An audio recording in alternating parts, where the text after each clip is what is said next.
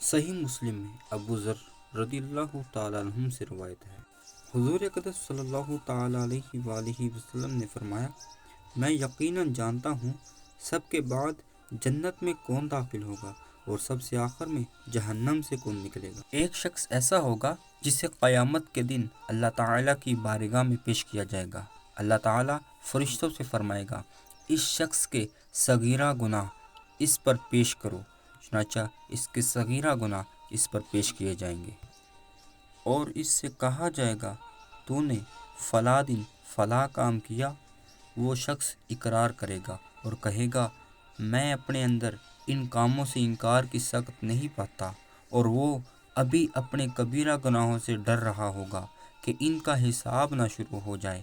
اس شخص سے کہا جائے گا، جا تجھے ہر گناہ کے بدلے ایک نیکی دی جائے گی۔ حضرت ابو ذر رضی اللہ تعالیٰ عنہ فرماتے ہیں، یہ بیان فرماتے ہوئے رسول کریم رؤوف الرحیم کو اللہ تعالیٰ کی بندہ نوازی اور اس کی شان کرم پر خوشی ہوئی، اور چہرہ اقدس پر سرور سے تبسم کے آثار نمایاں ہوئے۔